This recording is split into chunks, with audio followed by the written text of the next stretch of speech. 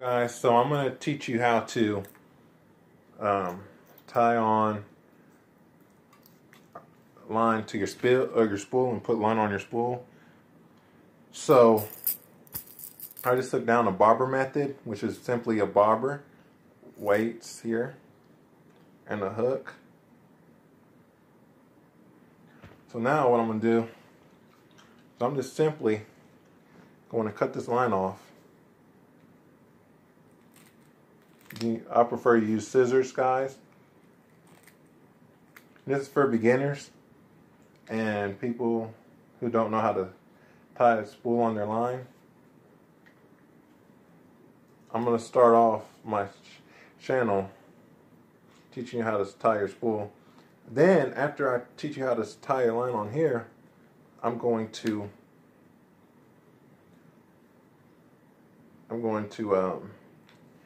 give you a lure analysis, or what I think will happen on the lures I got today from Walmart. And you can get this at any Walmart. But my whole intention for the lure I wanted to get at Walmart was a Wally, or what is it? A Whopper Popper. That's what it is. Because it's good for fall. But here's the thing. What I got today, I think will work just as good. Y'all might be thinking, what could beat a Whopper Popper? I got multiple lures, by the way. I got 1, 2, 3, 4, 5. 5 lures that I think will work. And I'm gonna tell you why I think it will work. But that's after I teach you how to spool your line. This one is way easier. I'd rather you know about how to tie this one than doing a baitcaster. Baitcaster has a lot to do. Has a lot just to tie on your line. So I'm gonna tell you what you gotta do. So what you gotta do is, for your baitcaster, you gotta go through the things right here. You gotta go through the rings. Then you gotta tie it through the hole of the baitcaster. Then you gotta push it all the way out underneath the button. Put the line back inside the reel. Make sure the line goes over the top of the little spool inside. Then you gotta make a loop and then you gotta do like 4 knots. Make sure when you do it, you get a little tab.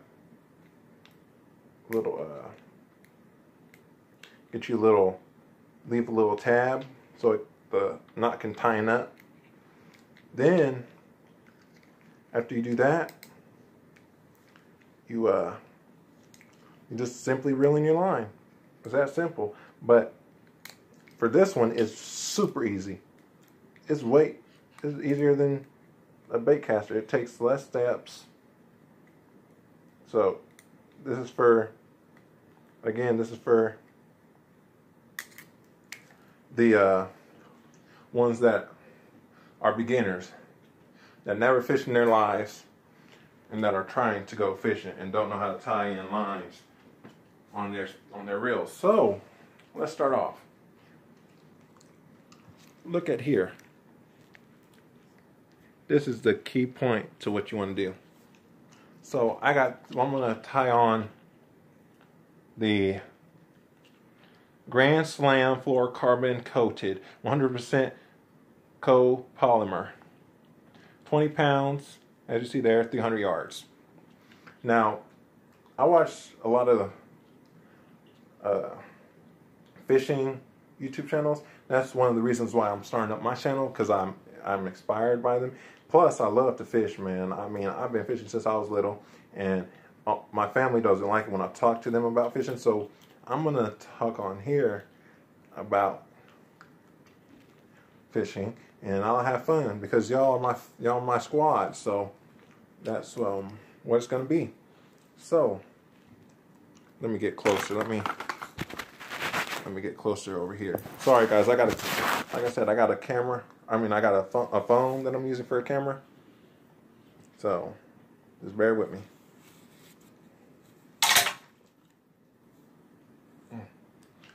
Sorry guys, I'm in my room, so I shouldn't be in there, but so what I'm gonna do is I'm gonna tie a knot.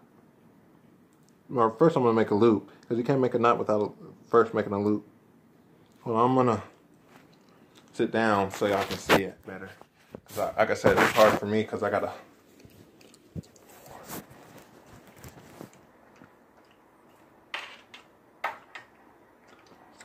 So okay, so you see here, get your line.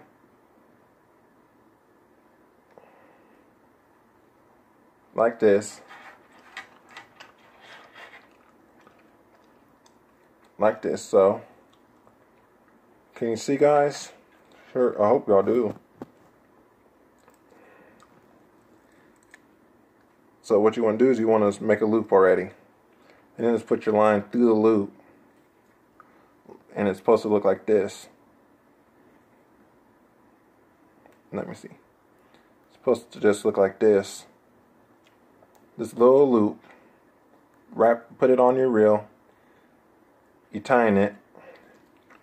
Then you make another loop like this, like a figure 8.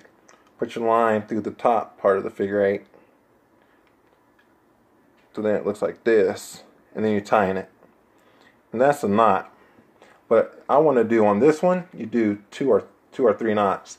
But on the baitcaster, you want to make 4 knots, because with the baitcaster it's a lot different. And if you catch like a 10-pound bass, you want to make sure that it doesn't get off. But I tried making a video for y'all for the baitcaster, but I had technical difficulty, so I couldn't post it. But I might do it when my line gets old, or when I want to change it out. So that would be a video. So what you want to do now, and since there's a long tag in,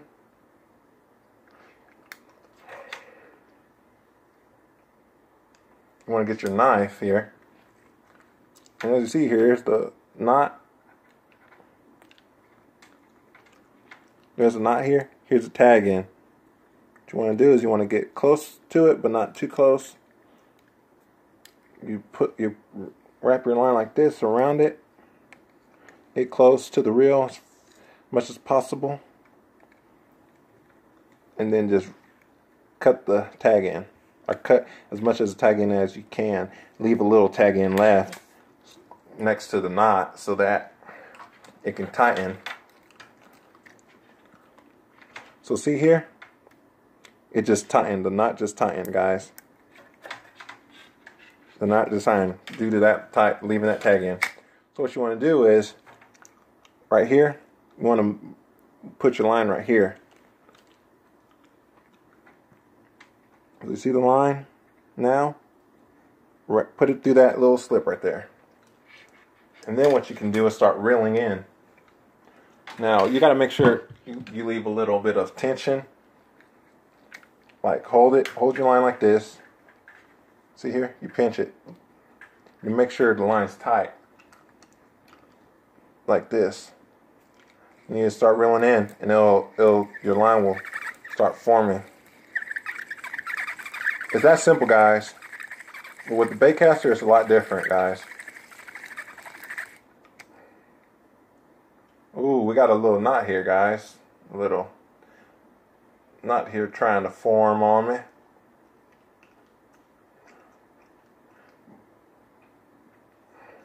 In that case, if it happens, a knot happens while you're trying to reel in, normally it's just a bunch of twists. So you just pull the twist and separate the twist, and it should work.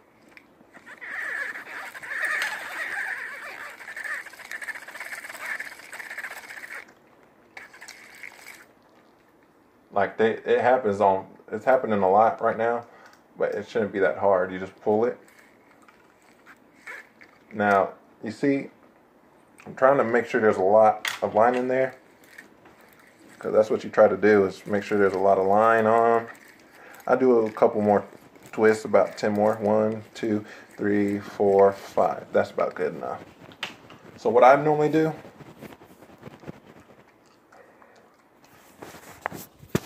what I normally do,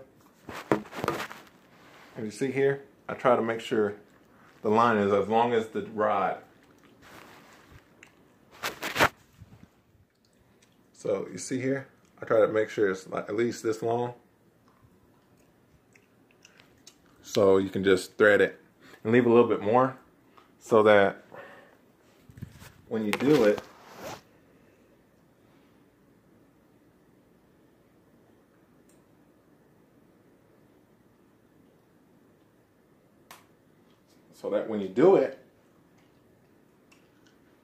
you'll have a little bit of a line left and stuff, and you don't have to open your bail to do it. So now the only hard task to do is just put it through the line, put it through the rings, you know. That's the only hard part, and then that's it. So if you are a beginner, please start off with the open bail, like this reel. Don't start off with the bait caster, because it's going to take you probably, I mean, they got tutorials on YouTube, but it'll probably take you longer than them, because it's a harder experience. It's harder for you to do it. Like for me, I watched the video, it took me like maybe a day to figure it out. But that's because I fished all my life. If you're a beginner and you haven't fished and you don't know how you do it, start off with this method. Then once you do it a long time, for like a couple years, then you can try on a bait caster. But if you feel like you can do it with a bait caster, then you can try. But there are tutorials on YouTube on how to tie on your bait caster. Bait casters are for like lures for bass. You can use that. Those are more like bass rods. The one I have here are for like any type of fish, like catfish, bass, bluegill. This is a universal species rod. That's the thing. That's the best. That's why most people get these.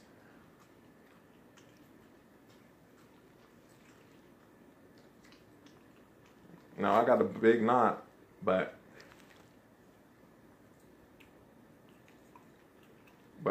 with these knots, it's quite simple to do, unless it's like a big old bird's nest. And in that case, you just cut your line. There's no reason to waste your energy and fishing time messing with the bird's nest. This is kind of a bird nest that I have, but it's not a big one. So in that case, you just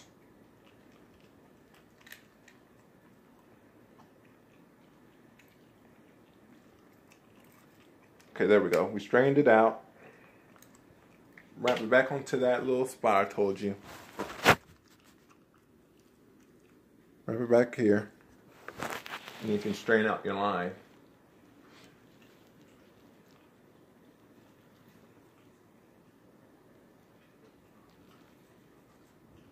And for the lure I'm going to put on there, I'm not going to put the bobber method that I showed you earlier.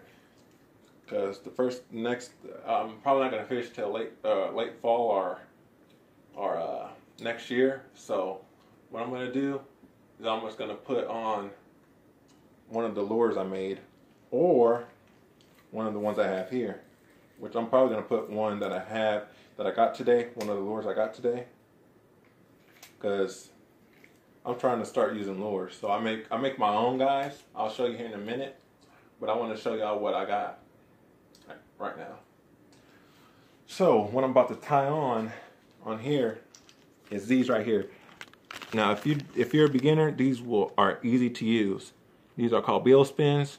As you see here, these are for bluegills, because you see how small the hooks are. These are for like crappies and bass and catfish. Those are real good for ponds, and sometimes good for lakes. So if you fish them in lakes, you want to throw them close to cover, throw them near the bank, because that's where the bluegills are going to be, in the bank where cover is. Now, the next one I'm going to show you is a War Eagle 3/8 ounce spinnerbait. Open the box for you. Looks like this. So I'm gonna open it up for you. Now this you can throw anywhere. Throw it in ponds, in lakes. This is good because it mimics like a gold shiner, and it got like kind of like a bluegill look to it because it's like light green with white. So this says you don't have to use a trailer on it, but guess what?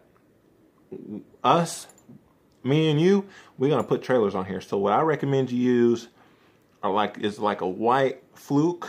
Put it on here, or like a white swim bait. Doesn't matter what swim bait you use. It's just a trailer. Or what you could do is put like a Habit crawl on there, or like a little crawl on there. And that'll work. One that kicks a lot. So that's and when you want to throw this one at is near wood, grass, any type of cover. But make sure that you can fish it without getting it tangled up in muck. And when I mean muck, I mean like grass and stuff, like weeds. Don't put it through weeds. Now another one I got that I think will really work real good right now is the Rat L Trap. It's let me open it for you. If I can open it, I opened it a minute ago. Okay, there we go. So it's a 1/2 ounce, 3-inch Rat L Trap, the original version. Now to me that looks really good. It has a good paint job. It got some nice eyes. Now throw this. I would get this type of color if there's a lot of bluegill, small bluegill in your lake, or small bluegill in your ponds, and this will work perfect. It kind of got some blue flakes on the top of the back here. It's got flakes all through it, but you can mostly see it in the back. This mimics exactly like a small bluegill. This will work real good because it has a lot of vibration and sound to it, and that will drive the bass crazy. And it looks like a bluegill, and you can fish it in any kind of depth, but you just gotta find where they're at. But this will catch bass. I know it will. So all these baits will work good for spring, fall, and summer. Those are the months that the fish are gonna eat a lot.